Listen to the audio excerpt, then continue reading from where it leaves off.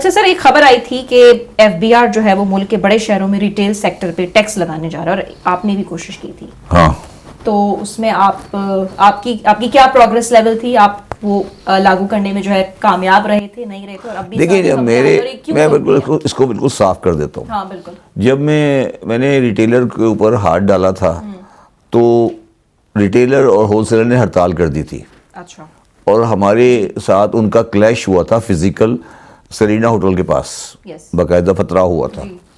اس کے بعد ہمیں سول ایڈمنسٹریشن نے سپورٹ کی.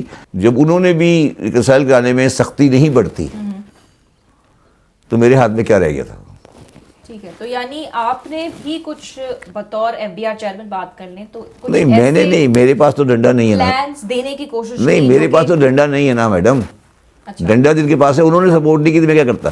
اس لیے آپ کامیاب نہیں ہو سکے تھے. نہیں، کامیابی کا سوال ہی پیدا نہیں ہوتا. جب ایک آدمی جلوس لے کے پتھر مار رہا ہے تو انہیں کون صحیح کرے گا؟ جب ایک آدمی پتھر مار، نہیں میں پیچھے نہیں ہٹا، گورنمنٹ ہٹی نا پیچھے. اچھا، when you were the FBR chairman F B R, تو ایسے کون سے پلانز تھے، ایسی کون سی پالیسیز جو آپ نے دینے کی کوشش کی، سجیسٹ کرنے کی کوشش کی حکومت کو، لیکن انہوں نے کہا کہ یہ نہیں ہو سکتا؟ ریٹیلر، ایک تو یہ آڑتی، اور آڑتی جی مڈل مین، اینٹی اسمگلنگ، اچھا، ٹوبیکو، رائٹ، ٹھیک ہے، ٹوبیکو، ٹریک اینڈ ٹریس، ٹھیک ہے، پوائنٹ آف سیل سسٹم، یہ نہیں ہو سکا.